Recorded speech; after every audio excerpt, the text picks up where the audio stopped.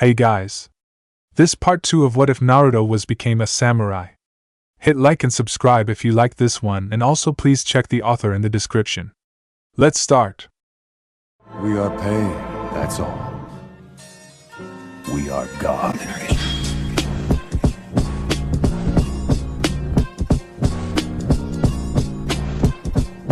Chapter 4: The Last Hope. Naruto. Naruto's eyes snapped open and met the dark eyes looking down at him through a white and red and blue mask. Through the haze of sleep, Naruto blearily focused on the red part of the mask. The red was blood splatter. A lot of it. Panic cleared the last vestiges of sleep as the point of a knife descended towards his face. Death raced towards him and Naruto lay frozen, despite the panic freeing him. Everything moved slowly, though. Was this how it ended? Killed in his bed before his life even began. Chakra flooded his body instinctually while anger awakened in his stomach like a beast. It was just enough to form a coherent if not entirely effective reaction. Thousands of pain-in-the-ass hours of Yojimba and Taza beating training into him took over, and the edge of his palm batted against the inner wrist of his assailant just in time to deflect the knife from his face, a certain kill, into the pillow next to his ear. Pain lanced through him. The knife deflected only enough to carve a furrow in his ear and not outright kill him. The wound burned. His other fist lashed out in a textbook straight punch. Mifune and Taza, his unarmed instructor, would have been pleased. He'd have been pissed that his student hadn't noticed someone sneaking into his goddamn room in the dead of night though. The masked man casually grabbed his wrist and twisted outward, wrenching his arm, the other retracting the blade and plunging it down once more. This time Naruto had no choice but to jerk his head as far as he could the other direction. The knife slid deep into the meager muscle of his child-sized shoulder. Naruto felt something tear as he screamed in pain. But training persisted. His leg lashed out in a grab and wrapped around the arm that was holding the knife. Naruto pinned it and kicked out with his other leg, the hard ball of his foot cracking against the mask as he threw all his chakra into the kick. The man stumbled back, the knife ripping out of Naruto's shoulder and spraying blood from the knife. Not much blood seeped from the wound, but there was a weakness present there in his sword arm that wasn't normal, not good, he knew. Escape. That was the only possible answer to the man in front of him. He was ANBU, definitely, as Mifune made him memorize all the country's various special operations units just in case. Had he known something that Naruto didn't? It hadn't seemed useful at the time, just Mifune being paranoid. His brain cycled through his lessons settling on what he knew about the mask. Cammy, I'm stupid. He was training me this whole time. From something like this though? Fear shot through him as he realized what country this was from. Blue diamonds in a white mask, eye slits inked in red. Mist. The Seifuku-sha. The man in red, the asshole who Mifune invited into the land of iron for the Kage summit, ran mist now, according to rumors. What did Seifuku-sha want with the shogun's adopted grandson? Leverage. He'd be more valuable alive than dead though. Clearly, nobody gave a shit. Those thoughts fled as he leaped out of bed, rolling across his bedsheets and avoiding a lightning-quick strike that tore furrows in his sheets, feathers spreading through the air, and grabbed his lamp, an old-fashioned oil-based lamp, shattering it against his opponent, who blocked with one arm. The oil ignited and Naruto heard cursing as he continued to sprint through the open door of his bedroom, slamming it behind him just in time to hear a grunt as the man ran into it. It shattered into kindling. Shit, shit, shit! No Auron to bitch at him about his language. Naruto threw all his chakra into his legs and the tenketsu burned as he sprinted. Death now stalked him through the darkened halls. There was absolute silence in the house as he sprinted, and Naruto's breath sounded like the marching drum of an army in his ears. There was no rhyme or reason that he could find as to why he was being attacked by a single ANBU. Naruto had to admit he was probably dead if not for the surprise of waking just at the right moment, and still would be dead if he didn't find some help. Tripping on the edge of a rug, he tumbled head over heels and turned it into a roll that saw him sideways sticking out of a fractured plaster wall. Fuck. Naruto picked himself up, frantically looking around and seeing no one. He continued his mad dash to the back door. Where was Taza? Where was Firu? Yojimbo was no doubt with Mifune, but where were the housekeepers and various support staff that Mifune had employed for his entire life? The people he had called family as they raised him alongside the shogun. This man, the Mist Anbu that had attacked him, was so far above him in skill there could be only one outcome here unless he found Taza or Furu or even Mifune. Anbu were Chunin level or Kami forbid, Jonin level. Equivalent to a small army in strength really. He'd heard stories of a single Jonin decimating an entire battalion of a daimyo's soldiers. Of course, that was before the Accords forbid shinobi from battling regular armies in any war. Now, it was shinobi to shinobi and soldier to soldier. To infiltrate the shogun's home was, well, the man was either extremely skilled, powerful, or extremely stupid. Or he knew something Naruto didn't. But Naruto was told never to bet on stupidity. Naruto took 2 rights and sped past the galley kitchen in the right wing and slid to a stop in the mudroom where his backpack lay haphazardly tossed from earlier. Shrugging on a jacket over his pajamas, he took the sword from its place on the wall rack, a simple wakizashi, and scooped up the backpack. Reaching a hand up, he snagged his house key from the little holders on the wall next to the door, the wood scored with a tiny handprint done in blue paint. Naruto remembered doing that as a kid, a project for their house he'd completed in grade school. His heart clenched. Where was Mifune? He should have been back unless something went horribly wrong during his negotiations. Naruto listened carefully as he unlocked the door. Nothing in the house, but he could hear now, in the distance was the sound of screaming down in the valley. Naruto sniffed. Smoke. Panic gripped his already racing heart. Smoke meant bad things as the ventilator systems designed to prevent a buildup of harmful chemicals and proper airflow must have been either overwhelmed or were broken. Or shut off. Pain from his shoulder wound pulsed, reminding him that there was a man who wanted him very, very dead somewhere behind him. Naruto grabbed at his shoulder to feel around and in his peripheral vision, he saw a black-on-black shadow behind him moving. Some instincts that he didn't question had him spinning and he tripped on a shoe, falling as he did so, his blade crossing his body in a block that saw him narrowly avoid evisceration from the long knife, a kunai really, that shot at his stomach. The fall turned into an instinctual back roll that saw him back up on his feet and facing the horrible white-masked Anbu with his wakizashi wavering in front of his face. Naruto spat. Fear was the last thing on his mind. Anger burned brightly like a dying star, despite the burn in his shoulder and the numbness that had started to spread down to his elbow.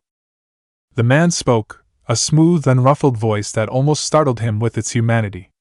The masked figure looked more monster than human, despite the dark hair sticking up around the mask and the regular skin, not scales as Naruto would have imagined, around his gloves. Come quietly and you won't be harmed further. Keep resisting, and I can't guarantee your life. Seifuku-sha simply wants to speak with you. Bullshit. You tried to kill me. The man shrugged. You moved. That changes things. Now you know. Cleanliness of your death aside, this works better. Naruto gaped. Seriously? Knew what exactly? How much of an idiot did he take him for? Naruto knew he was small for his age, almost 10, damn it. The bright blonde hair that hung down past his ears was, well, slightly feminine in cut, but still the nerve to think he was dumb because he was short. 2 bright spots of red entered his cheeks as he grew even angrier. It was ridiculous that he was more mad about this than the whole attempted murder part. Stupid prick. You think I'm an idiot? The man simply stared at him, still as a statue. The world stopped as Naruto noticed a mound of darkness by the door to the mudroom that resolved itself into something that made his mind recoil and misfire. Taza, Furu, Yojimbo, and the house staff were carved up like a selection of fine meats piled like sashimi on display. Their heads cut, sawed off the bodies. Naruto recognized each one. Taza, blonde hair tied in a messy topknot coated with sticky blood, Furu dark of features seemed shocked, Yojimbo, no, Yojimbo wasn't here. The thought was a positive drop in an ocean of blackness. That didn't mean Yojimbo was alive. None of them would tell him any stories any longer. Blood ran down in rivers from where the man callously stacked them like firewood. Arms splayed against legs, uniforms soaked. The smell of piss, shit, and offal making his eyes water and tears sprang to his eyes. Some combination of bubbling horror and his mind shutting down from the sheer impossibility of what he was seeing had him stumbling back, a scream on his lips. His face felt numb, but he could feel the tears rolling down his face.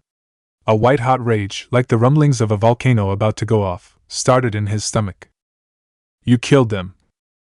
The skin on his stomach burned against his shirt, and itched like 1,000 fire ants crawled along his flesh. Of course. I had my orders. Like it was that easy. Was evil that easy? Orders. He'd known these people his whole life. Führer snuck him sweets sometimes after dinner, and Marisa used to read him tales of a gutsy ninja before bed before he became too adult and mature enough to want to read those things. Taza thought he was a brilliant fighter and pushed him for more and more, the only person besides Mifune to believe that, even as Naruto himself didn't believe it. Naruto had never liked disappointing Taza. The man was an unbelievable fighter, and now he was dead. Just like that. Führer was dead. Marizu was dead, and Taza, and the rest of them. Dead. Butchered like cattle. Countless more behind him. How had he done it so silently? Why? Naruto whispered. His breath came hard and fast as something hard and dangerous erupted inside him, shunting aside the horror, blocking it off in palace of death he'd created in his mind, a house of blades and blood. A desire to kill flooded his mouth with unspewed acid that he choked back down. Tears burned like fire as they slid down his face, but he could feel his face curl into a snarl even as he cried. His shoulder wound didn't even register anymore, nor the pain in his ear, as he found himself 3 steps forward from where he'd been, Wakizashi rock steady in front of him. Blood speckled his bare feet, the blood of his friends, his family, streamed around his feet like he was a rock planted in a river of blood. Naruto felt his fingernails elongate and harden around the grip of his sword. A black miasma of power flooded his tenketsu, like night and day from his regular chakra. Something came alive, aware.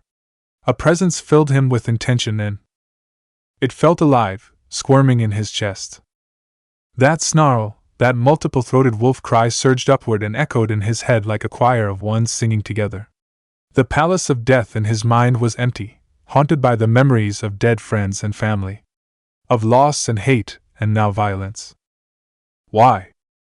The man stared at him curiously, not moving even as a red haze spread around the increasingly lost boy. Why had this butchery happened? The man spoke as if he didn't know what was happening either. But Naruto knew the man's death was coming. What are you doing? Mifune's sad face flashed through his mind. The Seifuku-sha was behind this, and maybe Mifune had known something was coming? This Anbu, this incredibly powerful fighter in front of him, had killed them all in cold blood, including Taza. How he would make him pay, Naruto didn't know yet. But he would pay. He would pay in rivers of blood. A surge, like nothing Naruto had ever felt, thundered through his body and veins and mind. Red was everything. A voice whispered in his ear, know his mind. Kill. Rip. Tear.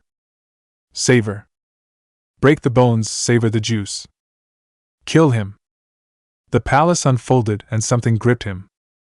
Before he understood what had happened, his body was moving 1 step, then 8 feet, crossed, and the time it took a simple thought to process had him spearing the Anbu in the midsection, Wakizashi melting from the sheer power in his grip, but still intact enough to tear a ragged hole in this butcher.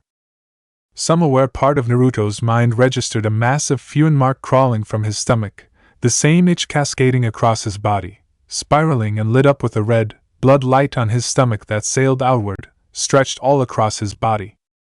The haze vulpine, from what little he could see, and deadly melted his flesh, repaired it, then melted it again as it covered him like armor. Red and black everywhere, at the edges of his sight. Death stalked his home again, and this time it was Naruto. The man blew apart, his chest separating and opening like a flower, blood and organs scattered like confetti at a birthday. A savage smile, canines protruding, etched on his face. He could feel them poking into the skin of his face. Blood, bone, meat spraying in tiny giblets of string as the bottom half of the mist Anbu remained standing. A voice sounded right behind him, close too close. The lower half of the ANBU fell with a meaty thud. A pity, the man was a fine agent. A sharp pain, tiny at first, then became all he could think about, spread through an impact point on the back of his neck. Naruto found himself on the ground face down from a blow he hadn't seen. The red haze struggled fitfully around him, repairing his spine. How was this happening? What was happening? The voice, the bloodthirsty one he'd heard only today, sounded again and louder than he'd ever heard it before. Rip. Tear. Kill. Death to the enemy. The thing had paused. Strong. The last word was faintly concerned. Naruto struggled to turn over. Anger blazing up like a bonfire that had oil thrown on it. 1 tail. 2 tails.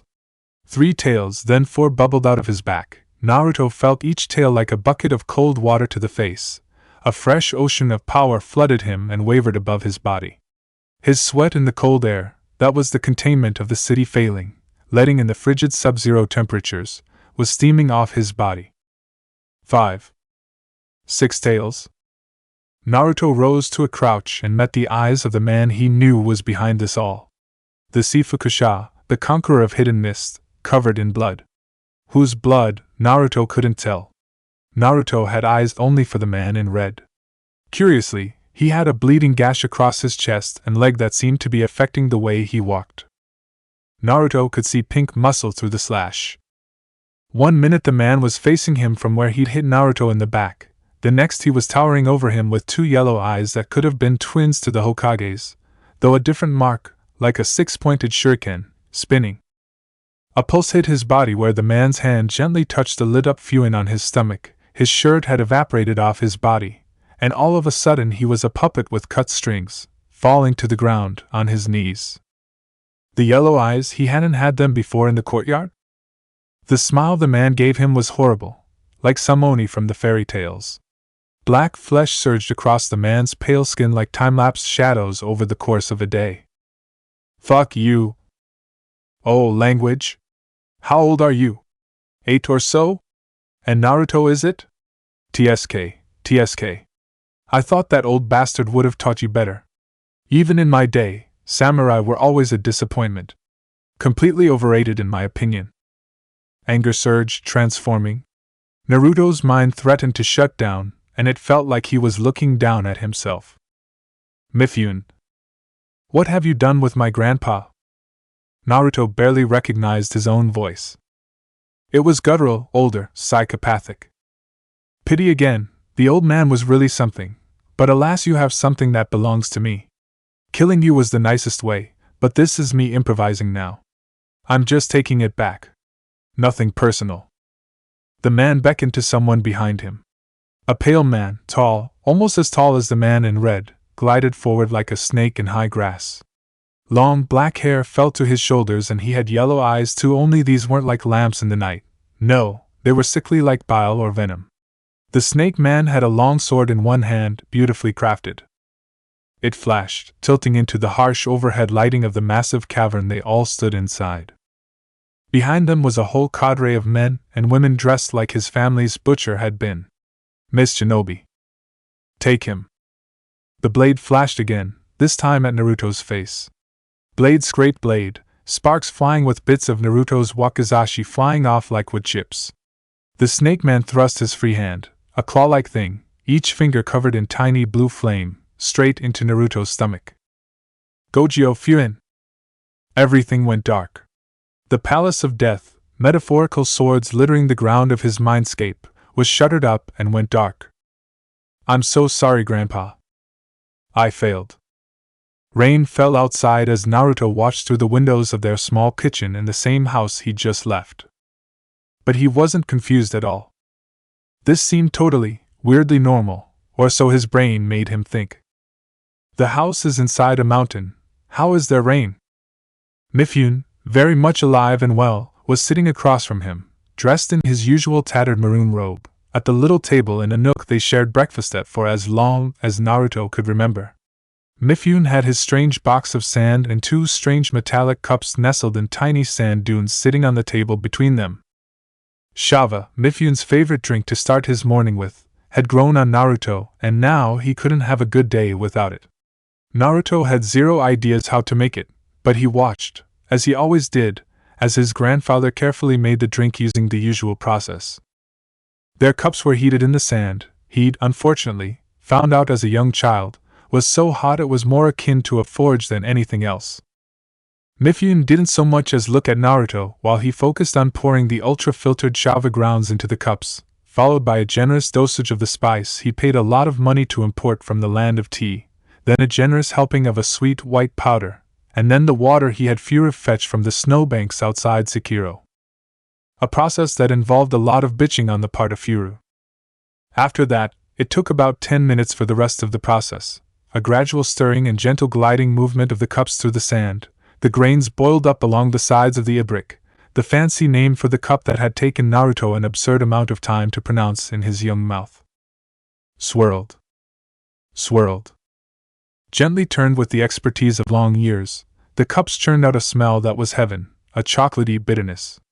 Mifyun smiled at his grandson. Finally, a quick lift of his lips, the rain a counterpoint to the steam and boiling of the water in the background, and it all seemed so normal. This was the only quiet time Naruto longed for. Normally, he hated being still. His tutors reminded him of that. Furu. Taza. His heart ached as his mind flashed to those two, dead and dismembered. How could this peaceful scene be when scenes like that existed in the world? Naruto. Your shava. Drink before it cools. Naruto sipped. A sweetness burst on his tongue like the first juicy bite of the finest of apples, chocolate mixed with a bitterness that was uniquely shava. They'd had chats like this every weekend when Naruto was off of school and didn't have practice with Taza, Yajimbra, or Furu. That was almost never, so he cherished these things. Matters of state never came up during these times. Mifyun had promised. You knew, didn't you, Grandpa? The man just looked sad and said nothing. The long-famed strategist and master of Go couldn't have not known what he was inviting into his home. Right. But what fucking purpose could there have been in getting all of your people killed? To what end? Naruto, you need to wake up. The blonde boy knew in his heart that his grandpa was likely dead. Nobody would have been able to do the things the man in red did with his grandpa still alive. The man would have had to go through Mifyun. Naruto suspected he had, but hope was there still. Wake up? I'm dead, aren't I? We're all dead, Naruto. Life is what you do. You must act, just like we've all tried to teach you. What you do in life is what defines you. Naruto shook his head angrily, the whiskers on his face quivering. What's the point? Mifyun's soft brown eyes hardened in unwelcome surprise. He only did that when he was disappointed in something Naruto said. Hope, child. It is always left at the bottom when all else is gone. Like the choicest shava grounds at the bottom of your cup. Bitter, yes, but you must taste it to get the fullest expression. Lose that and you might as well never have existed. Well, this isn't real. You know that. You know I'm not here. You're in pain and your mind has shut down on you, keeping you safe. But this isn't real. Before he knew it, Naruto had smacked Mifyun's cup across the room, the delicious brown liquid arcing through the air. Droplets glittered in the fitful light streaming through the rain outside. What is the point? I'm not strong enough, even with that strange, red stuff. The voice. The power. It's not enough. I'm not a shinobi, not even a samurai, not a warrior. I haven't even able to beat Rorin, let alone Taza, or that Anbu. Mifyun simply kept staring and Naruto felt his heart constrict. What was that anyway? That power? His thoughts felt like they were being pulled apart like cotton candy floss. Scattering. The voice, what the hell was that? The fuin, hidden on his body the whole time, what was that? So many threads were converging, leaving him feeling like an idiot for not noticing, or perhaps he didn't want to. Locked in his complacency about fuin crafting and his easy life of fantasy about sword fighting as a shinobi when he couldn't even master Aijutsu, and if he was being truly honest, his difficulty was because it was hard and he wasn't very good. Fuin jutsu was nice because he had no peer, even Aoran, though he didn't admit it, couldn't decipher glyphs as fast as Naruto could. He'd taken the easiest route in his life, ignoring the signs, ignoring the trouble, the worried looks from Mifune, the veiled comments, the training that he'd shirked as soon as he could, the pranks he'd played to get out of learning history, or tactics, or politics. All of it was preparation, and he treated it like a game. The thoughts rushed through him and panic rose like a phoenix from the ashes of the dream. What an idiot he'd been. His life cracked and fell apart in his mind, and it felt like he'd woken up from a long sleep, groggy and confused. A pawn in a large web whose consequences he'd been shielded from his whole life. But anger was there too. This man he'd loved hadn't told him why any of what they'd done was necessary. He'd simply pointed and said go. The large web he'd found himself caught in had arrived in the form of a man who knew something about him, something he'd carried. Something dangerous and powerful. Mifune stared at him, hard. Anger started like the smallest embers in a forge. But the truth fanned it ablaze. The Hokage knew something. Mifune knew something. The man in red, he knew something. Taza and Furu were dead, and probably his friends Shimizu and Rorin, who treated him like any other kid and not the sad orphan ward of the shogun like everyone else, dead because of secrets. Everyone knew things that he didn't, and those things killed the people he loved. Naruto. Iron is brittle and breaks under pressure. A sword built using flexible materials slices deeper. Do not be iron. Bend. But do not break. Stand firm. Let honor be your guide. Wake up and run. Naruto had to laugh at that. Honor? Bend? Run? Naruto snarled, feeling his whiskers on his face more than he ever had before and the canines poking into his chin. You bent, old man. You bent and stayed neutral to accommodate those people, and they snuck into our houses and murdered us.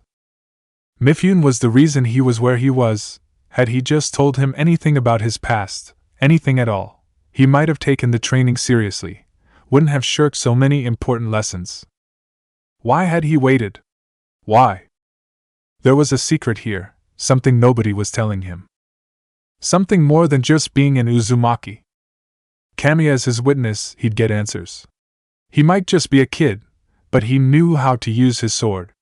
The man in red proved that power was only as good as how you used it. Naruto stood up from his chair and walked to the kitchen door, watching the rain splatter on the windows, and saw the darkness waiting for him beyond.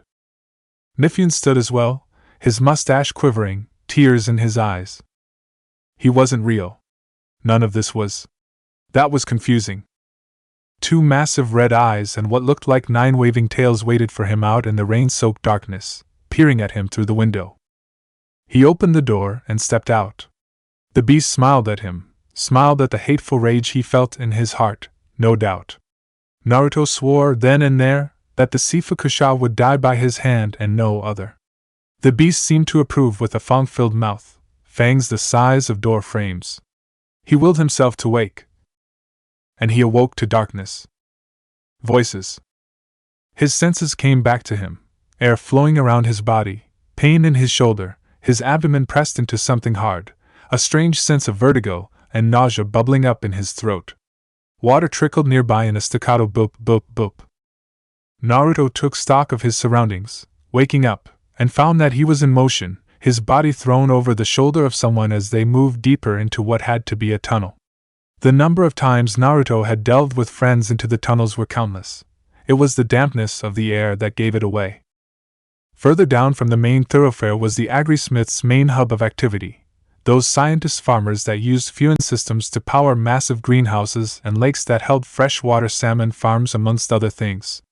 The whole system had been amazing to watch when he would tag along with Mifune on inspections. Afterward, he and his friends had snuck onto the work platforms that crisscrossed the stone-walled lakes, set with artificial lights glaring above them, and tossed larger and larger stones in to watch them make ever larger splashes.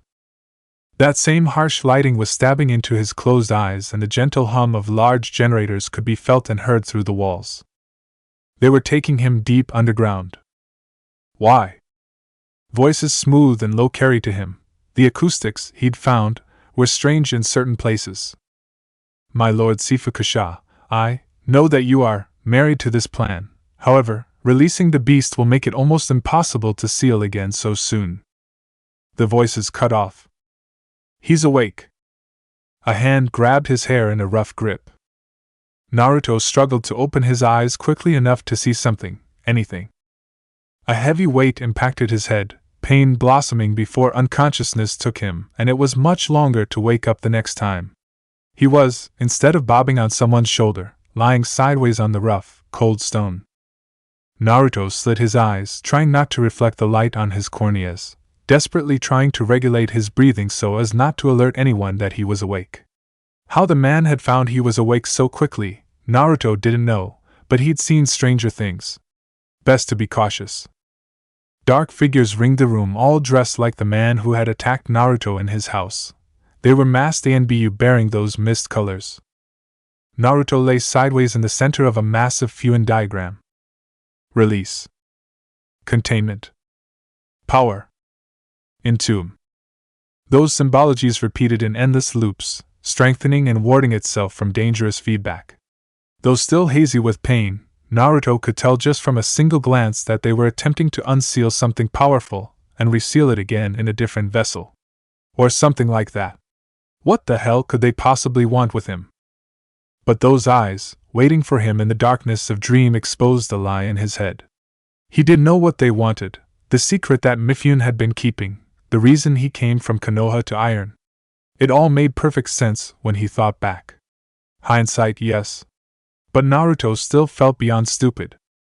He'd had all the puzzle pieces and spent no time fitting them together because it was too hard and too painful, and unearthed just as many questions as it answered. They wanted a bijou. Not just any bijou, the greatest of them all, the nine-tailed fox. Naruto could easily guess that he'd been some sacrificial lamb that Konoha had sealed the beast into instead of defeating it like they'd claimed in the history newscast. Then, no doubt the Hokage had shuttled him to Iron and sequestered him away. He was probably some no-importance orphan brat, disposable. A small voice whispered that couldn't be true. Mifune loved us. But did he? He trained us, yes. Like a weapon of sorts, though Naruto wasn't very good. Kept us in the dark about everything. Anger boiled, pacing like a caged animal. Nowhere to go. Mifune was likely dead, and he was raging at someone who cared about him, just not enough to tell him the truth. His rage sputtered and died when he thought about his situation. What use was rage when death was so near? But that savage voice, not the multi-throated demon, but the one in him that forced him to seek out Psyche when he bullied his friend, the voice that made him stand up when Taza knocked him down over and over again, the one that smacked the cup out of Dream Mifune's hands when he spoke bullshit. The voice that refused to give that time he was stuck out in the cold and crawled for 40 minutes back to safety in the le. That voice screamed a roar of outrage in an endless loop in his head. It wouldn't let him stop here. He would have died without that voice, the one that pushed and pushed, never relenting, unbroken by every bad experience, and he'd had many but never backed down.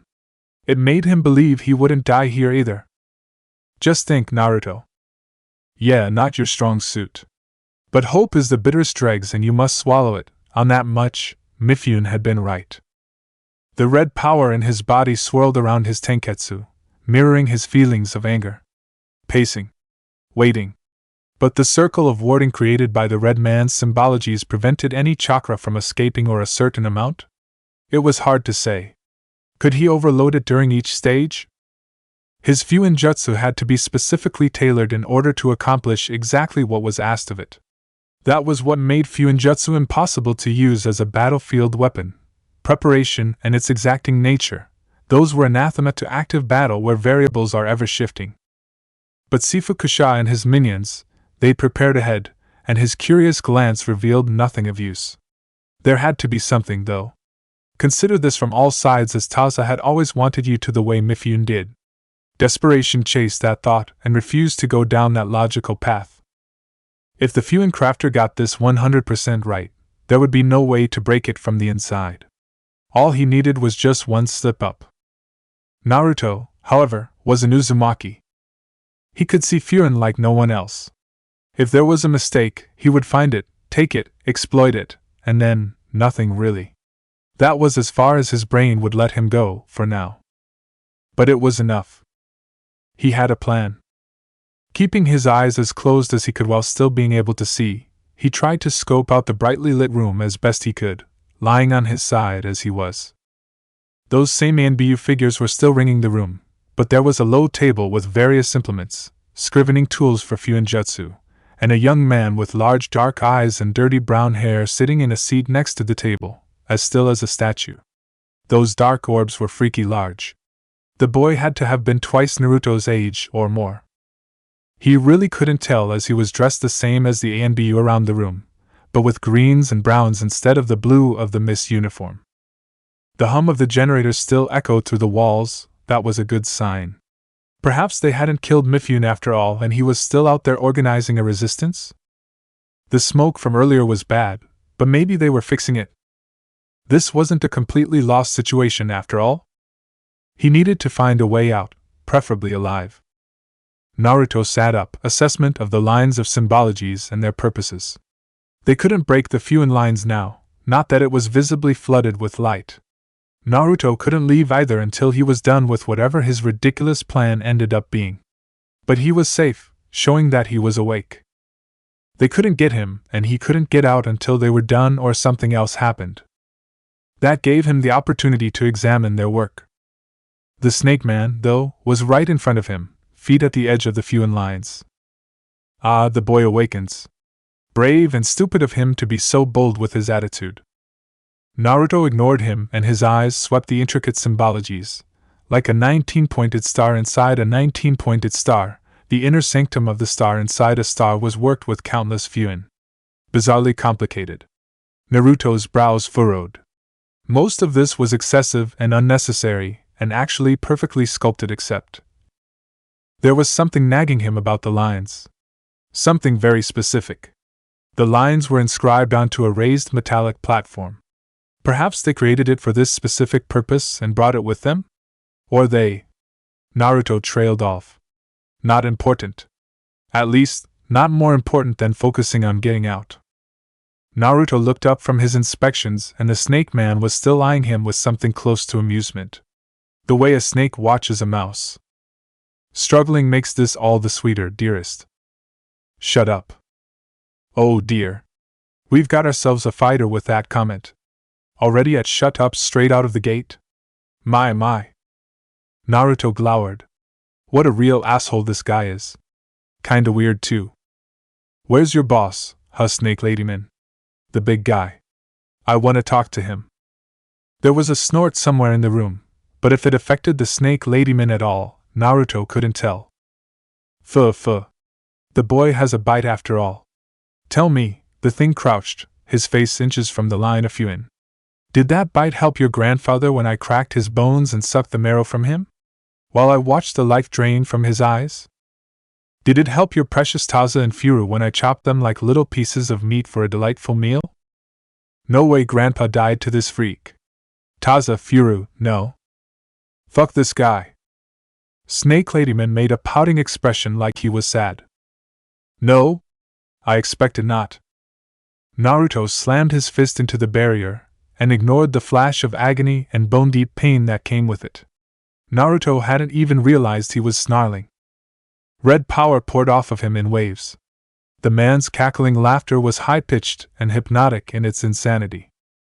Lord Orochimaru, it is time. The conqueror arrives. Our forces are meeting unexpected resistance, so we must be swift.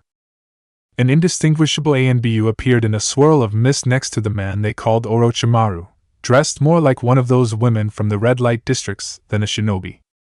From behind them both, at the mouth of a tunnel entrance Naruto hadn't noticed in his distraction, came the bulky presence of the man responsible for the complete disaster his life had become.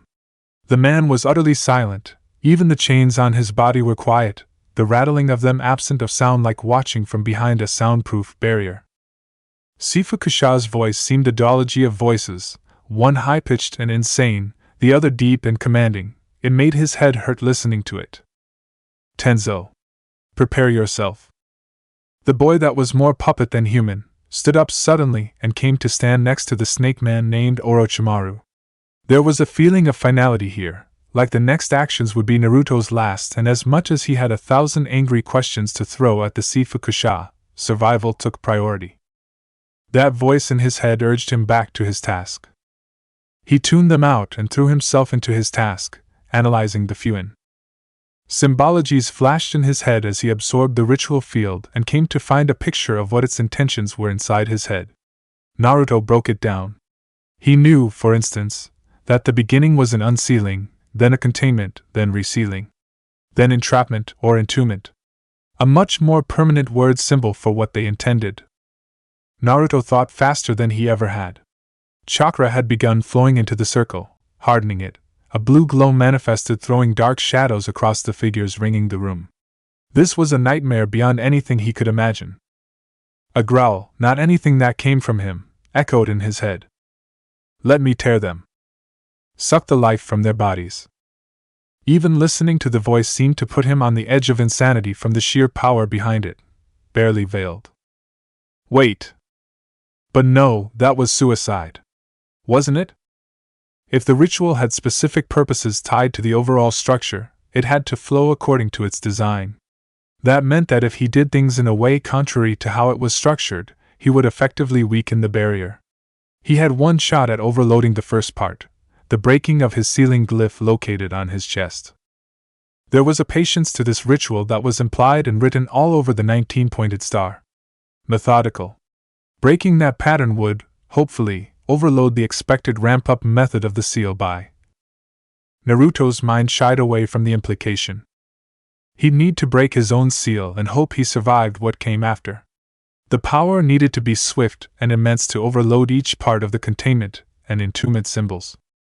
So, certain death at the end and unleash the greatest of the bijou, and hope to Kami he survived the aftermath. Hope was the bitterest of dregs in his heart, as his grandfather had said. But how would he unseal himself before the ritual could do it? Naruto knew he didn't have long to think. He felt the first tendrils of foreign chakra latch on to his tenketsu, sliding through his body like puppet strings seeking all 360 chakra points. I need to go deep. Deeper than he'd ever ventured in Taza's meditations. Mifune had warned him about that. That there was an edge. Naruto suspected the beast lay beyond the edge. So delve deep he would. Naruto closed his eyes and dove. Chapter 5: The Beast of Blood and Bone. Thick red-tinted fog covered the vast desert plain on which Naruto found himself. Bumpy, uneven white rubble on yellowed sand ran as far as Naruto could see, which wasn't much given that he couldn't see a thing through an impenetrable fog bank 20 feet away. There was a strange scarlet glow emanating underneath the thick mist in pulses. Water covered him to his ankles. He was standing in a trench covered in a rust-colored mud. It was a strange angle to see the world from, Naruto found, as he looked at what he could see eye level to the ground. Was this really? It had to be my soul, right?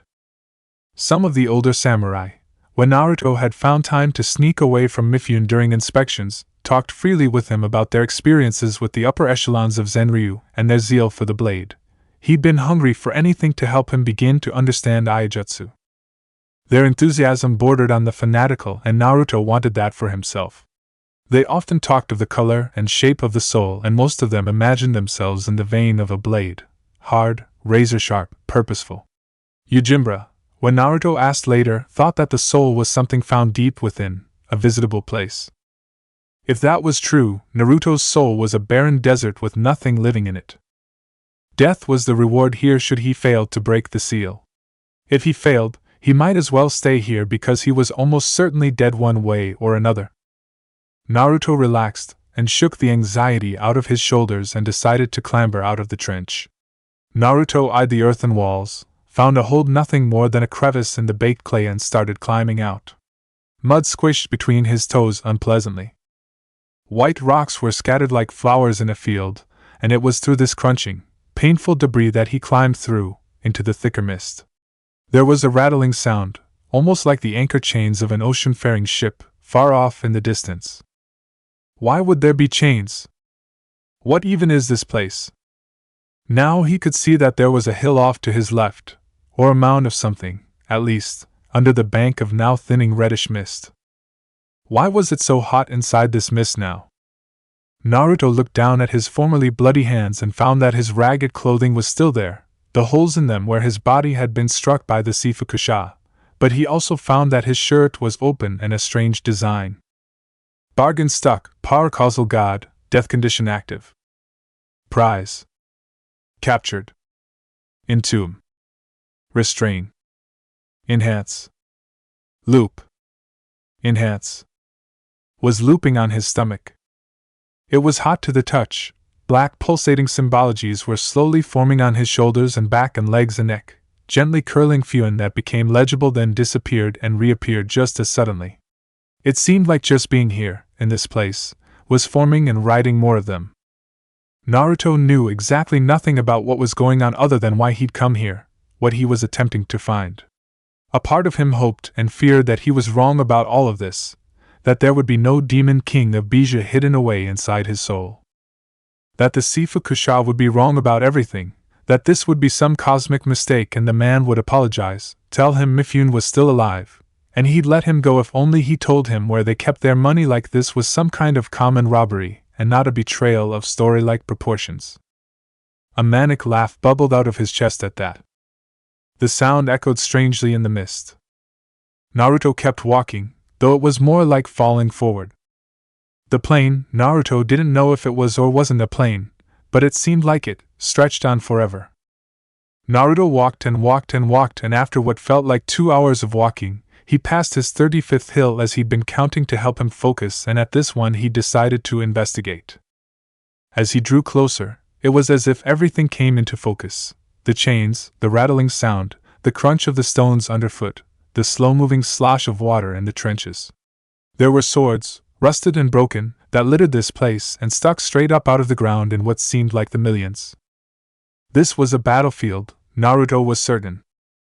Bones, skulls and femurs and ribcages crunched and cracked like branches underfoot, struck through with the endless swords he saw. The red clay that he thought was mud, but it was runny blood and dirt mixing like lovers.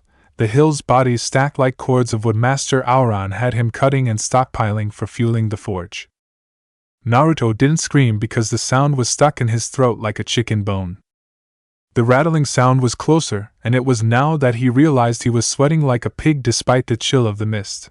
His body was burning him from the inside out, and everything took on a red haze when he continued to walk.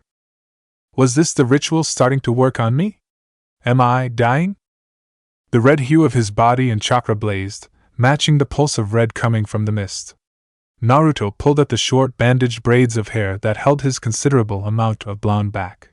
He pulled and tugged till they fell out of their holds, fell out in his hands. His feet moved, turning his body into a stumbling run, screaming still stuck in his throat as he realized the crunch underfoot was bone. The hills were no hills, but millions of dead bodies, more skulls and bones than he could count, but it was the chains now that took up all his attention. There was only so much he could process before he became numb to it. That was him now, Naruto could barely think. The horror of standing knee-deep in blood and viscera was too much, again. Taza. Furu. Mifune. Auron. Yojimba. Suzuki.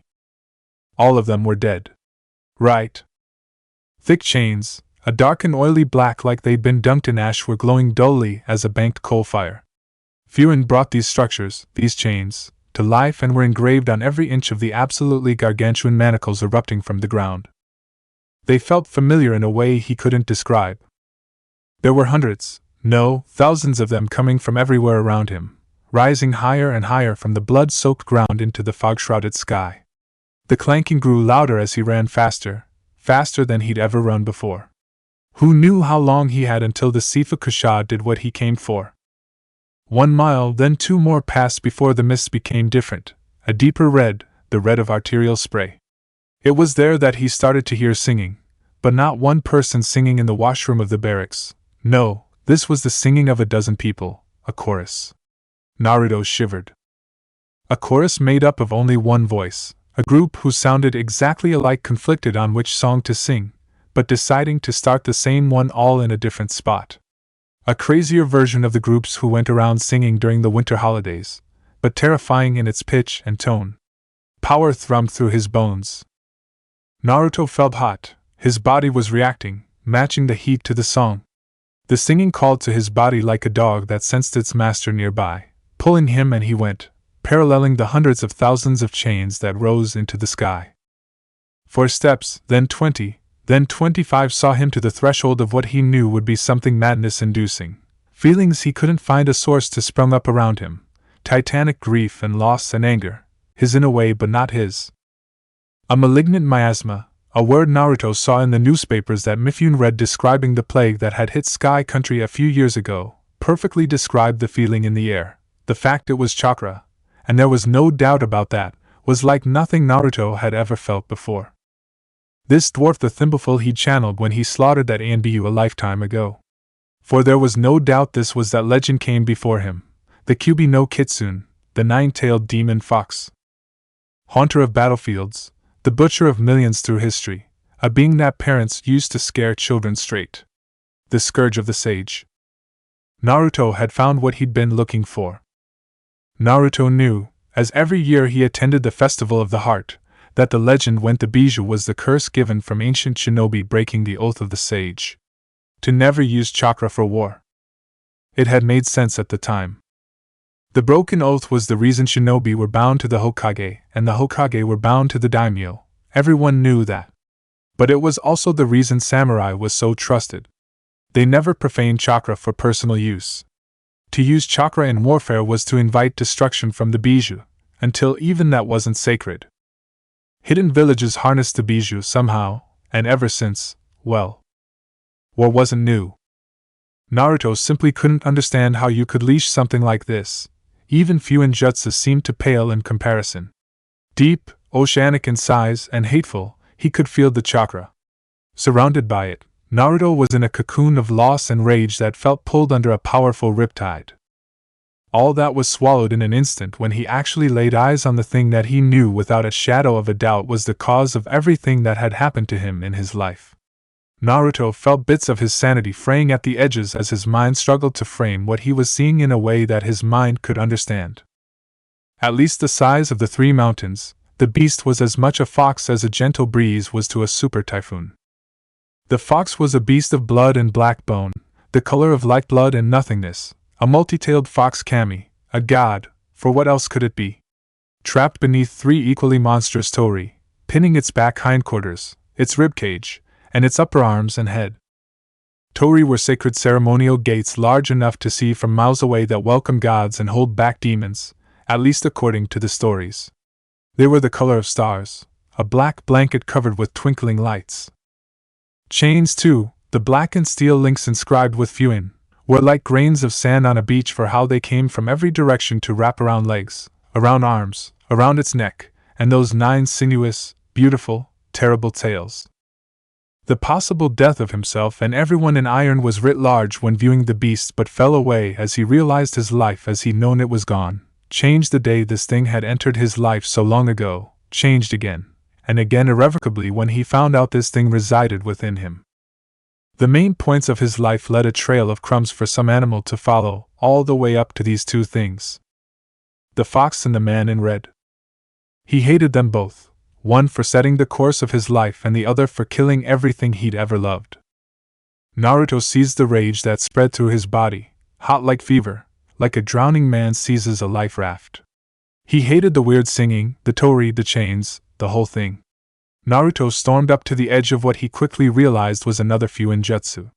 This Fuinjutsu wasn't like the chains, it was bigger than the fox, if that was possible. It branched out like a galaxy. Black lines drawn with something other than ink. It seemed etched, as if on stone. Not a single inch of the beast was outside the furthest lines of the Fuin, and only the chains seemed to enter or exit. The beast seemed pleased, resonating with the rage in his heart. Naruto stopped at the edge. Then stepped over. Hands at his side clenched, cold from the mist and the holes in his formerly nice clothes, he screamed himself hoarse at the Kyubi, raged. He spent himself yelling.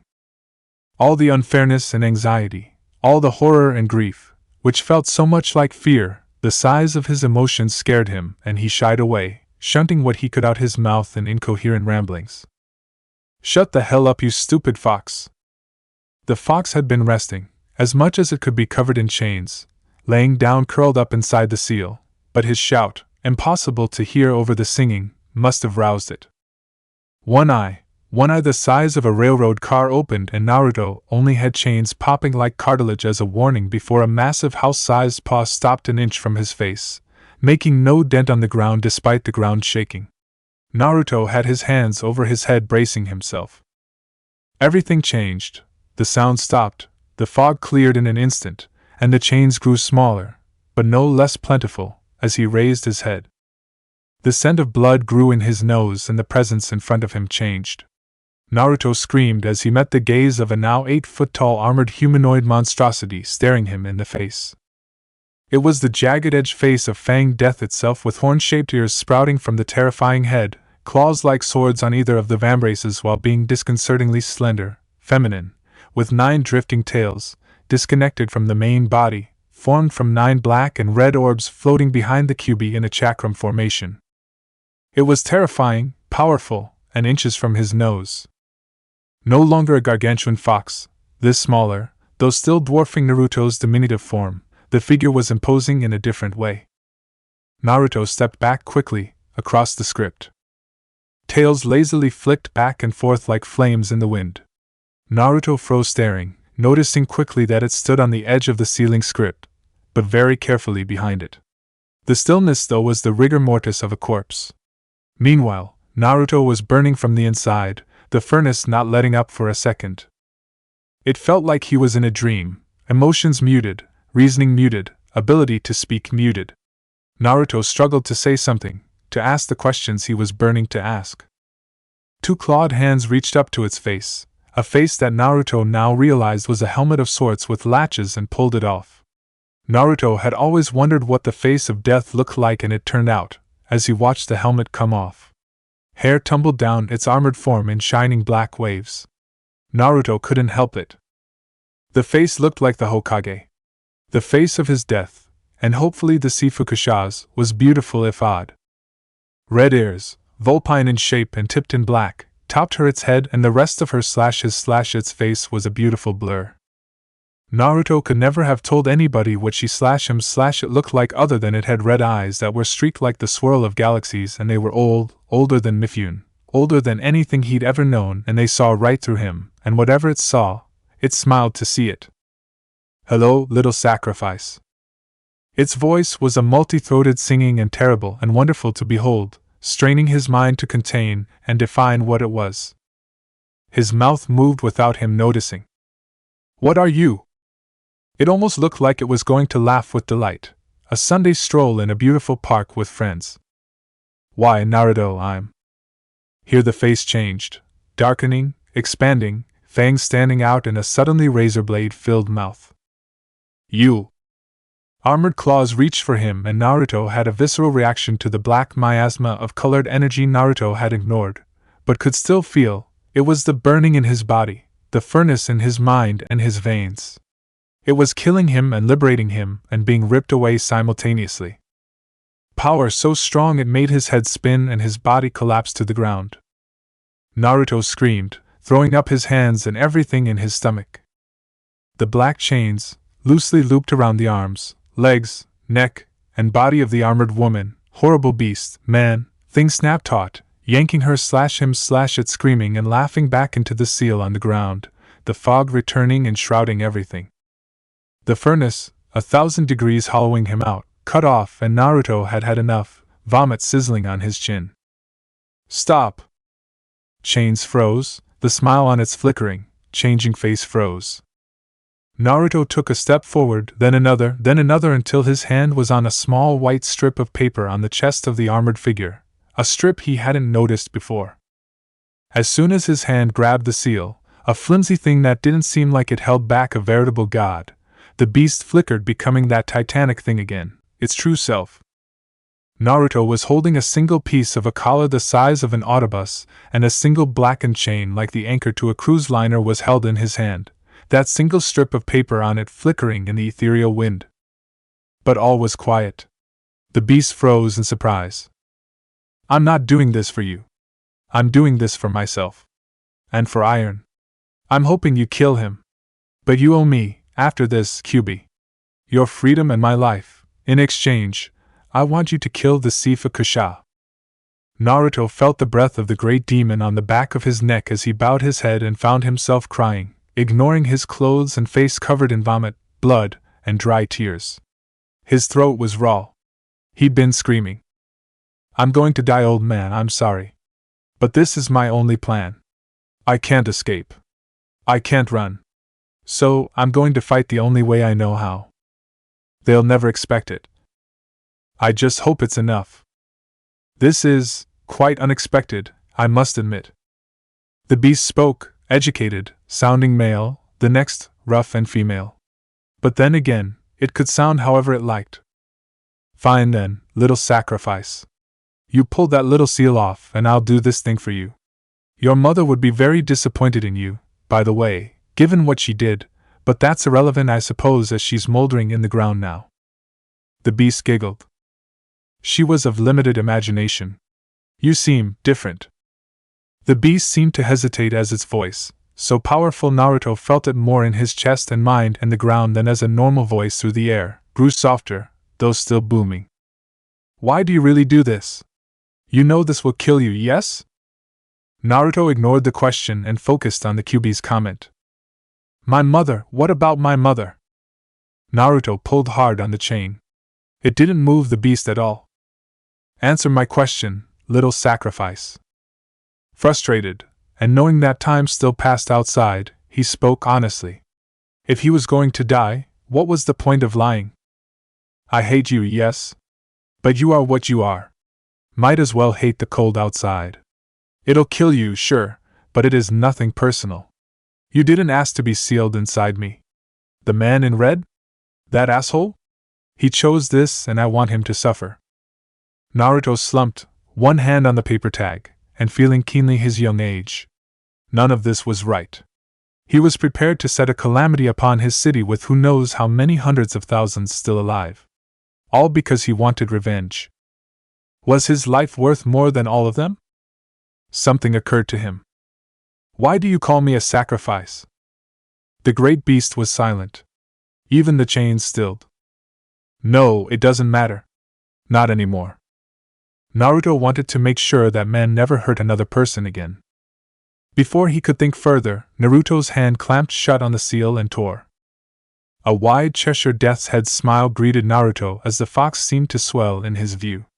Like a miles-long suspension bridge cable snapping, everything seemed to burst apart all at once, filling the air with broken chains, crackling torii wood, and Naruto felt something inside of him, many somethings break all at once. I call you sacrifice because... pain. One has to give something up to get something. That is how the world works. Agony. You're going to die, little Naruto. Nothing personal. I owe you, though it is certainly too bad for you you'll never collect. A life for a life. Destruction so potent ignited his every nerve endings, the feeling whited out his mind in an instant, like needles dipped in acid, laced with lava entered his veins and Naruto felt himself blown out of his own soulscape, mist whipping by him, as he was transported into that same place he'd come from, the cave where he was getting himself killed. For my freedom, I'll give you my name. The beast looked almost solemn, though still terrible to behold. It seemed softer. My name is Kurama, little sacrifice, and I will kill Madara Uchiha for you. It will be the most exquisite of pleasures. A gasp saw him sit up and the pain followed him like a hound across a field. A ragged scream tore the skin of his throat, emerging and causing an unimaginable shriek to put even Orochimaru on his back foot. The black symbology, a fusion glyph responsible for holding back the greatest power in the world, broke into pieces right in front of their eyes. Naruto was hovering a knife edge of life, confused. Madara Uchiha? Orochimaru hissed, and the man in red roared to his ANBU. That idiot boy will kill us all. But it was far, far too late. Roiling chakra, so potent it immediately solidified into the first vestiges of the real beast, instantly killed the ANBU closest to Orochimaru, flooding the room like a tsunami hit a beach village, scouring the walls of the room and obliterating the Fuin ritual. Naruto braced himself, his chakra system tearing itself to pieces as a power that his body wasn't ready to handle emerged into a practically baby-sized, though already gigantic compared to the room, fox spirit with 9 whipping tails. His body's tenketsu, he could feel all of them at once, were burning in his chakra coils. The chakra power plant of his body swelled up like balloons, doubling, tripling, quadrupling in size at once, trying to adapt to the waves of power, broke like a dam, and then there was so much pain Naruto couldn't feel his body. While the beast had emerged see-through, Naruto stared up at the now solid blood-red fur above his head. He felt like a ghost in the middle of a hurricane, anchored to the ground by his exhaustion. The wounds from earlier, the rough handling and the blow to the head all caught up with him, and Naruto knew, from feeling his tenketsu and the ragged strands of what was left of his chakra system, that he was not long for this world. But that inner voice, not the beast anymore, but the one that was his, the one with a will like iron, cried out that he wasn't done yet. Another voice spoke in his head, a doubled voice. This one was the beast. You'll need to kill the other boy, the one with his bloodline limit. Do it now or I won't be able to do what you've asked. Naruto knew him killing anybody was at best unrealistic. He could barely move his arms, let alone his legs, his head lolling about as he processed the chaos of the Kyuubi battling the man in red whose yellow eyes spun in the shuriken shape of the Hokage, fire jutsu blasting at the still-growing demon, tails batting them away with ease. Orochimaru was nowhere to be seen. The Kyuubi had been maneuvering carefully above the boy below him, still putting the conqueror on the back foot. Most of the A and B were dead, shorn apart by claw, or fang, or tail, or its sheer presence, but it was Tenzo that drew the most hatred from the demon. Somehow, someway, the conqueror was stalemating with the nascent demon with the help of the wood jutsu. Only 6 tails wavered above. Kurama? That was right, the beast was named Kurama. What an odd name. Naruto needed to do something before Kurama lost. The wood had started to sprout from the tunnel walls, tree roots coming to obey, impossibly, the command of the black-eyed teenager. The roar, that multi-throated symphony of a scream, wrenched out of the 9 tails when the wood, a jutsu that only the first Hokage was ever said to have wielded, started to overpower the still emerging, still struggling beast. Naruto would have gained nothing by this sacrifice if the kid wasn't stopped. Exhaustion that muffled his thoughts, his head wound that made thinking seem impossible, the cuts, scrapes, bruises, blood trickling from his side and mouth, they weighed him down, but anger defeated it all, pulled him up. Hands pushed him up off the ground and he got onto his feet, hair just brushing the underside of the Kyuubi. He pulled himself out of there and made for the edge of the room under quickly burning out energy. Anger, he'd found, gave him strength where he thought he'd had none. The blonde leaned against the wall like his life depended on it, and a ragged gasp expelled from his mouth, and he tried not to cough and give away his position. Blood flecked his hands. He needed a plan and he needed one quick. First, he took stock. His chakra system was almost destroyed. It was like the inside of his body was vibrating along strings of pain, chakra in the open swirling around his organs and body uncontained by his chakra network. All of those cobwebs that strung throughout his body were on fire. He felt a weakness that went beyond the muscular, the likes of which he'd never known before. Similar to a newborn, he couldn't access any chakra. The moment he tried, pain flared up that whited out his mind for a second. The chakra in his body swirled but went nowhere without a working network. It just built up and became painful near his gates, the place where chakra generated. He couldn't fight properly, so he had one shot at Tenzo and one shot only. I need a weapon. A shard of rock, like slate almost, sheared off no doubt by the whipping tails of the Kyuubi, lay on the ground near him. In a weird loping run, Naruto scooped it off the ground and put everything he had into his last charge. Wind and debris from the ferocious battle peppered him with bits of shale and rock, but Naruto ignored it all, honing in on the side of the kid's head, a bit of it exposed like a bullseye he couldn't ignore as his arms pumped and legs ate the 15 feet up between him and Tenzo. Am I really going to kill this kid whose only crime is to get caught up with this psycho butcher?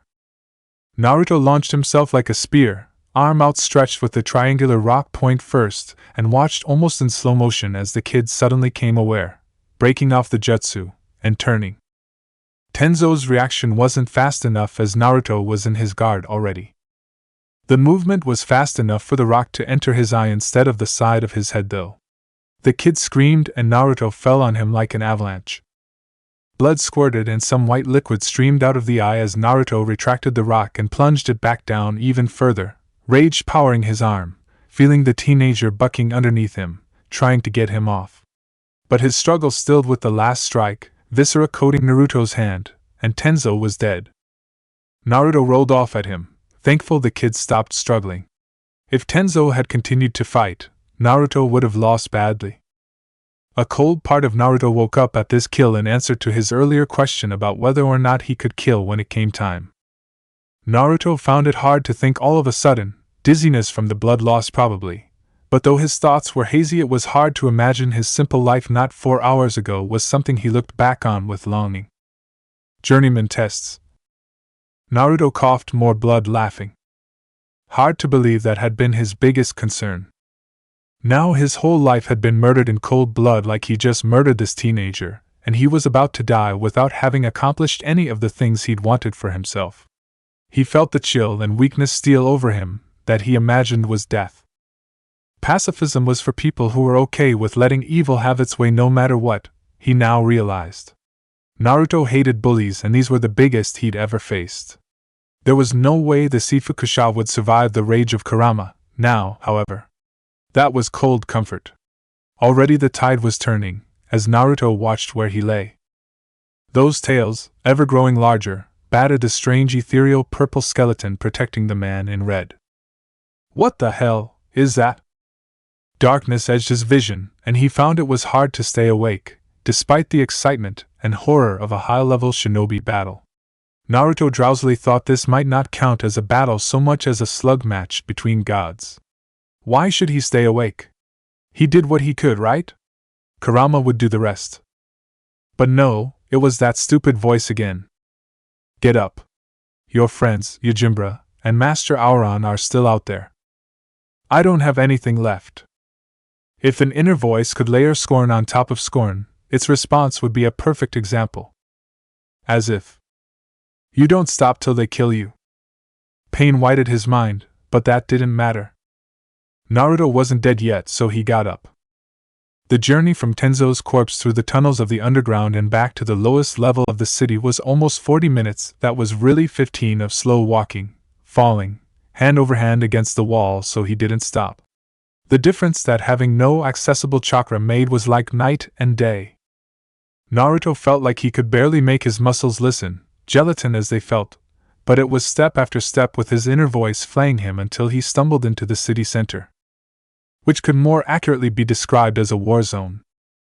Those missed ANBU, of which now there seemed to be only 24, were fighting and losing against the ONI forces.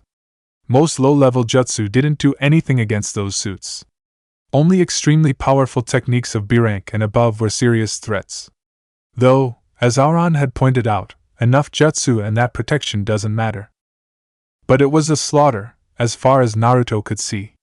The only reason the ONI weren't completely crushing the ANBU was that Mist was trying to get at the civilians evacuating from the north tunnel to the northern mountain. ONI forces were simply in a protection pattern. Excitement made his step quicken. This meant he had a better chance of linking up with his master and his friends. If Mist was here fighting the samurai, that meant that maybe his friends and Auron, and even Yajimbra were safe, too, and had already evacuated. Naruto hurried onward, trying to keep to the shadows of the buildings as he made his way to Auron's shop. In his haste, he tripped and went sprawling and spent precious seconds lying on the floor listening to see if anyone heard his clumsy fall. Even his balance had been affected by the lack of chakra. Eventually, minute by painstaking minute, he'd arrived in the warm light of the forge pouring out the front door and window.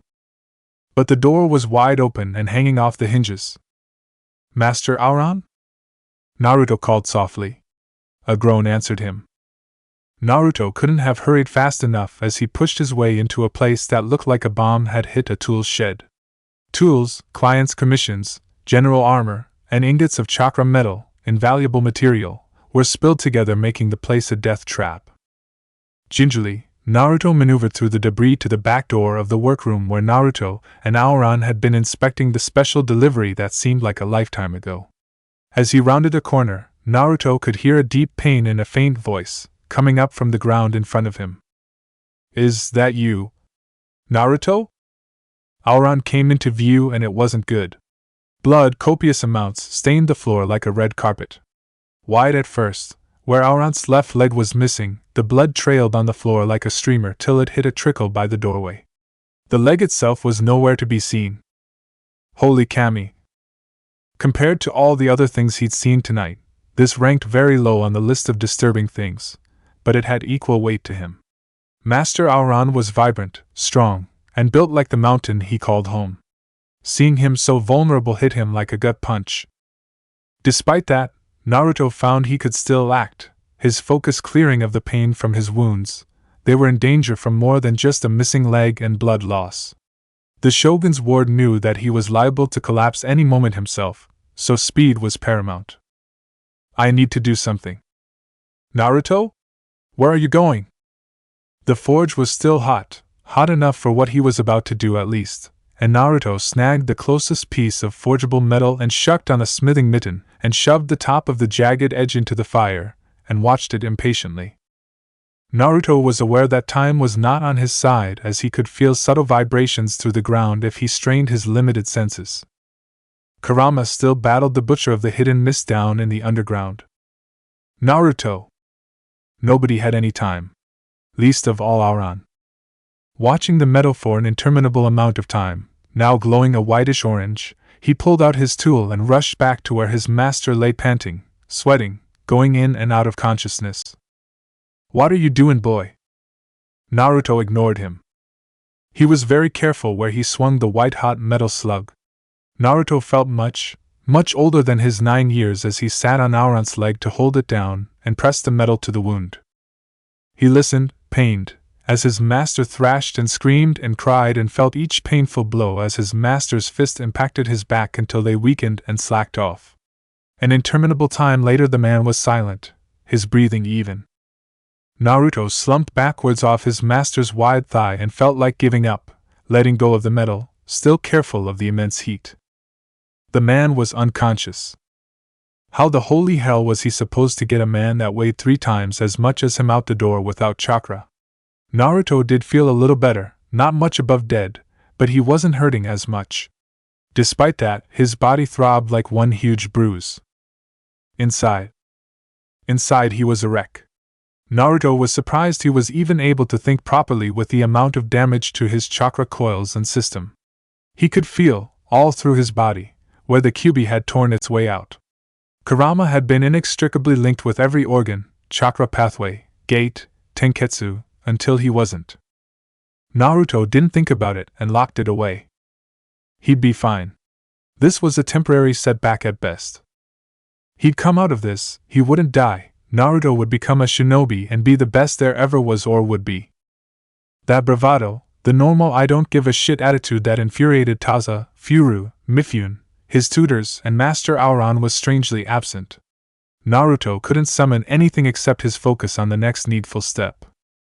Empty, Naruto felt cold and fake, even speaking to himself encouragingly about what he wanted seemed futile given his half-dead master, life in tatters, and the people he loved outside being slaughtered. A tidal wave of grief flowed over him and threatened to douse his sanity. The tattered tapestry of chakra in his body gave the lie away. Mifune had given his life for his people, had sheltered Naruto when he knew what lurked inside his ward, loved him, taught him, worried about him and been there for him through everything.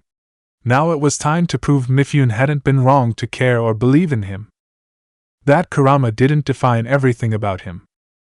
Naruto heaved himself back up as he felt he was constantly doing only to find that Auron had fallen a foot away from Master Lake's special delivery.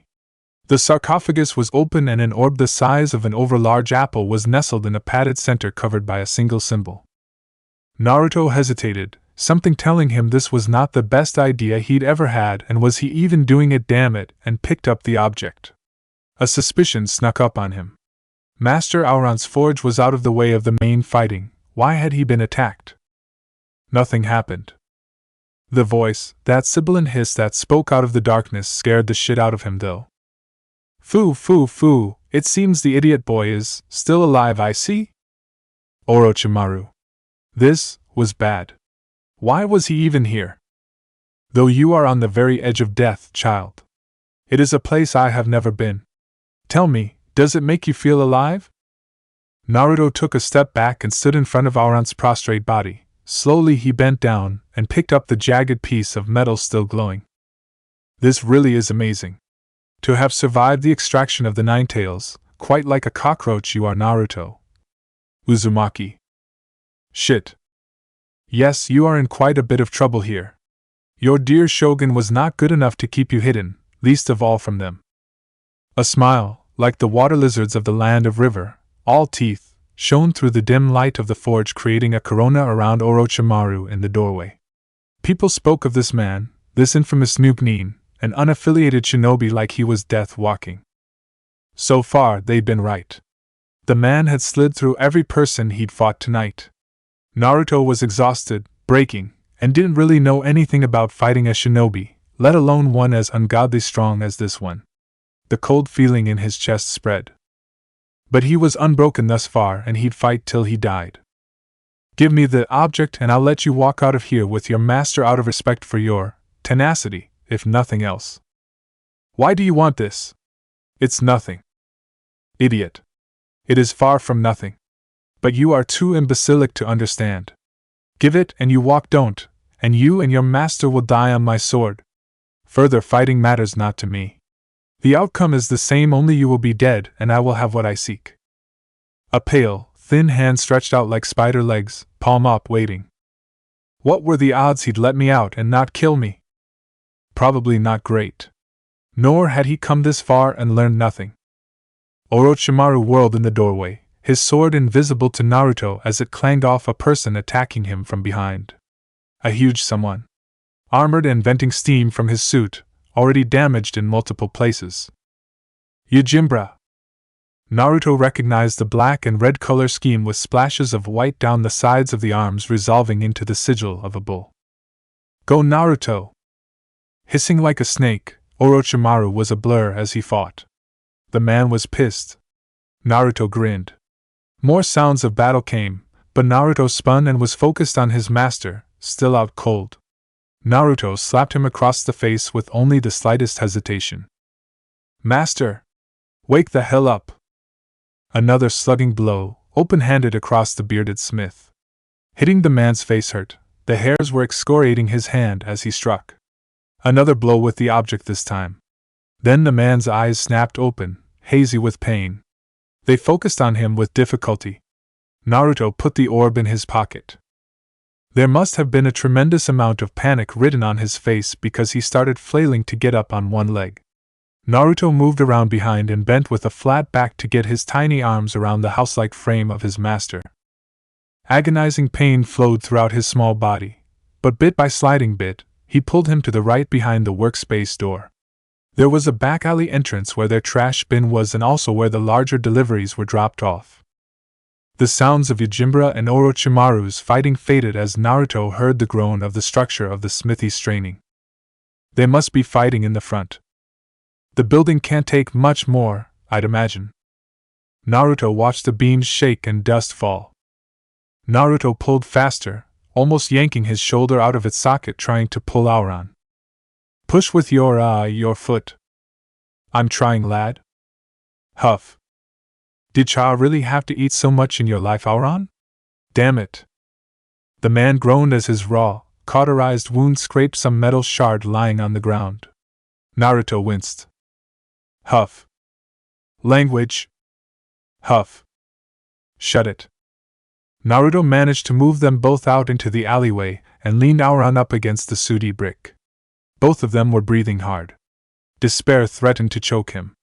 This was nearing impossible. How was he going to get anybody else out of here? Let alone huge Aoran with a missing leg? There had to be a way out of this. Stay here. Aoran rolled his eyes, looking pained while doing it. Where the hell am I gonna go, lad? And where the hell do you think you're going?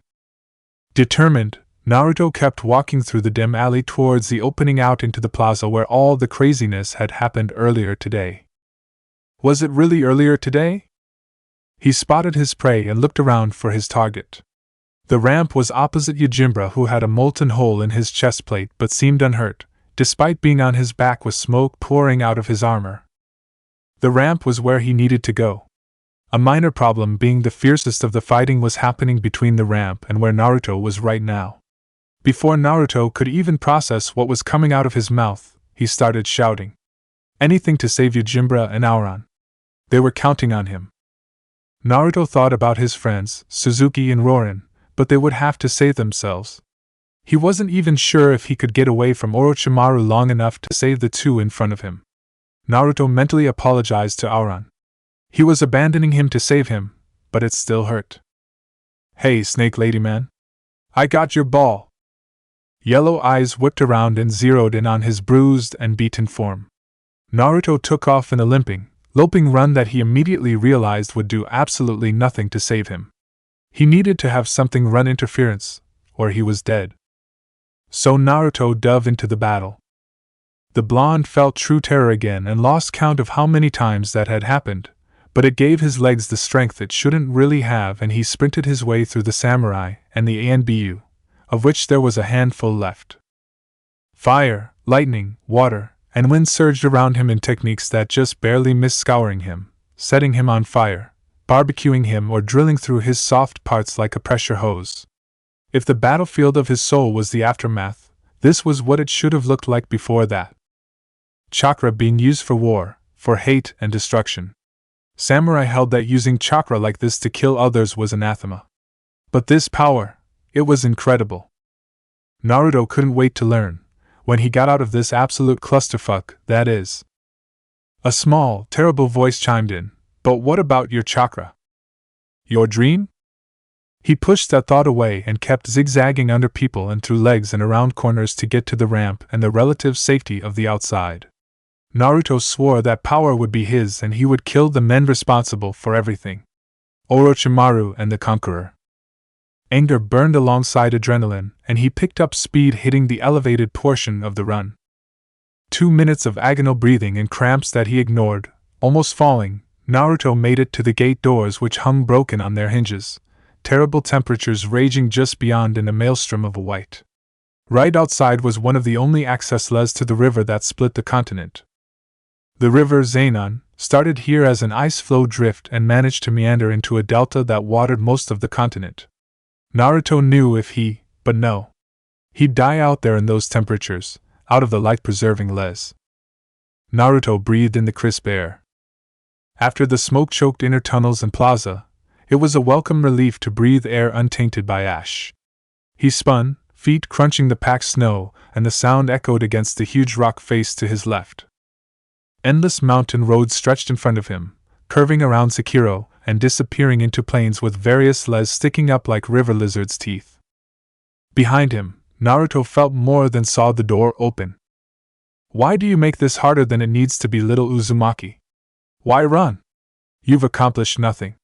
Seifuku-sha will triumph, despite your unfortunate move. A disappointed sigh came out of Orochimaru in a puff of frosted air. Naruto turned, eyes glancing up and around, seeking avenues of escape. But the man was more akin to a walking tornado than he was human compared to where Naruto was right now. There would be no escape. You have given your two loved ones a brief respite. Your death is now but the work of a moment. Give me the orb. I will not ask a third time. For the second time, a pale hand reached out. For the second time, Naruto's thoughts whirled, trying to figure the situation out. To get him away from this ungodly foe. He had nothing. Sorry, Mifune. Naruto was so tired of failing. Surprise barely registered on Orochimaru's face as the tall, pale man turned to something that Naruto felt to an immense chakra presence that. What felt like a giant's hand backhanded him into the rock face and he crumpled, feeling his ribs creak and break, something in his hand snapping. Blackness. It felt like no time at all before he woke up, smoke pouring out all around him, a column of smoke rushing out of the door opposite him. A nightmare around him awoke in the form of his previous prisoner. The suffocation was total in the wake of the ocean liner worth of foul, putrid chakra. Rage, pure, so pure it felt like some miracle drug to his senses. But he couldn't move, only watch as Orochimaru, not nearly as affected by the full display of bijou power, stood up singed and disheveled, but unhurt. Above his shoulder, Naruto watched as the Nine Tails broke through the mountain top, blasting the top off and sending rock and smoke and ash thousands of feet into the air. A fitting triumph. The Seifuku-sha had to be dead now, had to be. Naruto watched almost in slow motion as Orochimaru loomed in his eyes, slowly walking to where Naruto was downed. Hard to breathe as it was with cracked ribs, hard as it was to see after slamming his head into a rock formation, Naruto practically felt Orochimaru standing over him, smiling. When would this freak stop smiling? Naruto wanted him to stop smiling more than anything. So he took out the orb, the object of his current misery. Holding it in a death grip, he smiled at Orochimaru, as he realized how close to the edge of the cliff he really was as the lead didn't extend fully across, occasional gusts squeezing in between each lead. It was a long way down, terminating in the icy waters of the Zanon River. Warm in his grip, the blonde held the orb out as far as he could over the edge. Immediately a frozen chill entered his arm from the temperature differential between the warm lead and the frigid plains. Orochimaru stopped smiling. Naruto wound his arm back and felt the long bong break in the grip of Orochimaru. A blur resolved itself into the sinuous, purple-clad androgynous form of Orochimaru, who was none too pleased, holding the now mangled arm that held the orb in his grip. Terror spiked through his veins, the pain from his whole body, the exhaustion of this long day drilling into his consciousness. Orochimaru hoisted him up by the arm to dangle like some massive deep-sea trophy fish. A deep, slicing pain drilled through his stomach, acid spilling out and igniting a fire in his stomach, exiting out his back in a ragged hole. Eyes wide in agony, Naruto stared down at the long sword embedded inside his body. Weakness, even more than before, started in his chest and made its way throughout his body. Blazing warmth erupted around his palm, and the orb, which Naruto had forgotten about, like the last of his energy swirled into it, then went dark. Naruto threw his head back and screamed as that same energy, something dark and otherworldly, launched back into him in a torrent. Naruto couldn't even see the Sanin's face while the whatever it was raged through him and blanked his mind with pain. He felt like a cup overflowing with something other. Orochimaru let go of his arm and grabbed the now inert, dark orb. Only the sword kept him up, impaled as he was. Naruto dangled, staring at the rushing, churning river almost 1,000 feet below. Wind whipped at his ragged clothes, tugged at long strands of blonde hair, and dropped his temperature even more. Naruto had already lost track of the number of times he'd almost died in the last 4 hours, but this really did feel like the end. A new voice was there, in his head. Booming. Impossibly loud. Young, impossibly ancient. Ah, to be out. How long has it been? I can feel my seedlings all around. The garden is a fertile one then. A pause. The voice female? Naruto could almost taste the satisfaction in its lilting strangeness, like the common tongue it spoke was entirely new to her, learning as she went.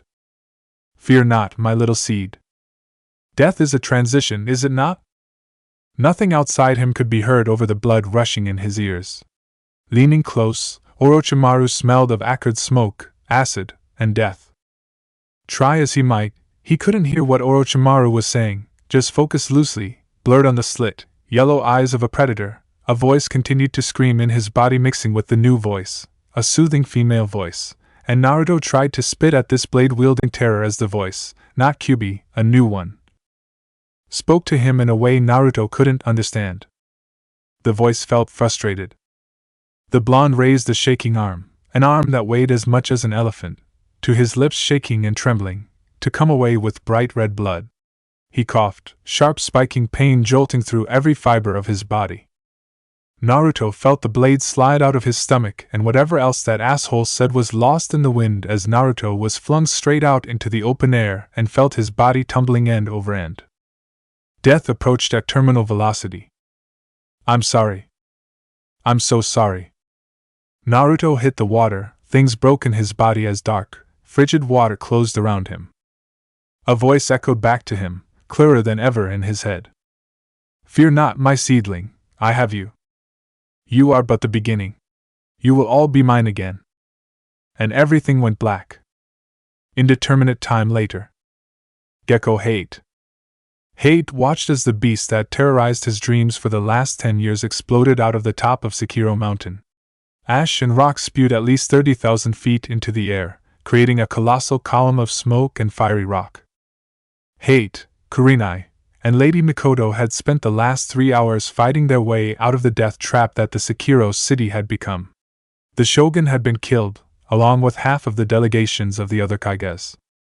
The Hokage had been a blur of steel, illusion, and pure death as the three worked in concert to shield the other Kage from the unbelievable power of the Seifuku-sha.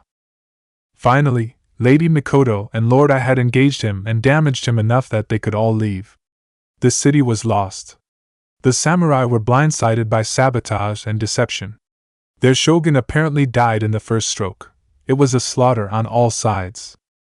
Hate had been in the Third Shinobi World War as a genin, and he'd never seen carnage and brutality quite like that. Despite being a seasoned shinobi, this was a night that would star front and center in his nightmare roundup from this day forward. Until he saw the beast step from the mountain like he was breaking his way through an egg. The Yamanaka had their work cut out for them on this one. The nightmare continued in the form of the legendary, and supposedly dead but very much alive nine-tailed demon fox. This beast was the very personification of war and rage, and every appearance had heralded untold amounts of death. The beast alone had killed over 1 million during the First Shinobi World War. Until it disappeared. Nobody had seen it until the desolation 9 years ago in Konohagakure, where Lord Minato had slain the beast in a feat no one had ever managed in the history of the world. Slain? No. Clearly, that had been a lie. This beast was alive and about to kill every last man, woman, and child in the land of iron and possibly the surrounding countries. They needed to mobilize. The man in red, the butcher of the hidden mist, was nothing compared to the threat this thing possessed.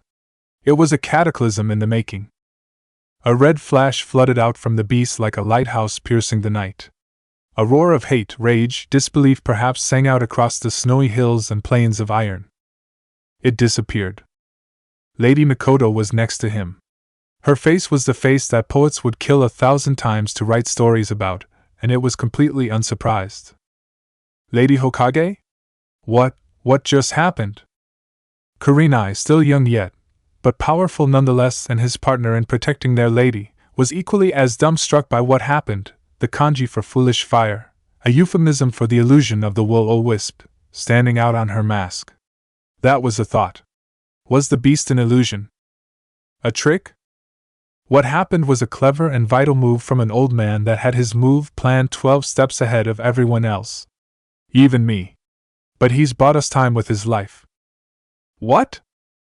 The wind whipped around the three of them, fur cloaks bundled. It was hard to hear with all the howling of the deadly wind, but Hate could have sworn he heard the Hokage say something softly. Yes. He heard it now. Oh, Kushina. I'm so sorry. Who was Kushina? Her voice snapped him out of his thoughts. She was turning away from the destroyed mountain. Hate just stared numbly at the gargantuan plume of ash, black smoke like the depiction of the underworld of Yomi, and falling, flaming meteors of rock continued to devastate the surrounding area. Kurenai, scan the area. We must make haste back to Konohagakure. Plans are in motion, and we've spent far too much time here. Kurenai, in her typical garb of white and black straps covered in a white fur cloak, with her mask blocking Hate from seeing the naked emotion on her face. It came through her voice instead. Why yes, Lady Hokage. Hate barely felt the pulse of echoing chakra Kurenai used to check for active bodies. CL clear. A portal like a gray distortion opened in the air before them. All three walked forward, the Hokage's stride purposeful, but Hate knew Kurenai was looking at him helplessly. What was he to do about the horrific things they'd witnessed? They were leaving the only neutral country in the world to burn in the fires of a madman's plan. Was this really part of something the Hokage had known would happen? Did that make her complicit? The night had been an unmitigated disaster for everyone. Anoki's son lost his life to a man wielding his spine as a weapon. I had lost most of his escort. Pakura lost some of her shinobi, but had the least number of casualties due to that boy. The red-haired child was the son of the Yondaime Kazakage and had murdered a huge number of Mist Anbu who'd apparently been waiting inside caverns, let in by a saboteur no doubt. Sand had poured out from a large reservoir shaped like a gourd on the back of a large man. Hate suspected the man was there just for that purpose. The boy was far too small to carry it on his own. The Seifuku-sha. He had grudging respect, very grudging respect, for a man who planned a balsa ambush on all 5 Kage and lived to tell the tale. As far as Hate knew, the man had won. Mikoto Uchiha, Hokage of Konohagakure, was a spider at the center of a massive web, and Hate hoped she knew what she was doing. They'd gone in knowing that the summit was an ambush. Mifune had told them when they'd arrived. All the countries had known, it seemed, or suspected, at least in the last minute.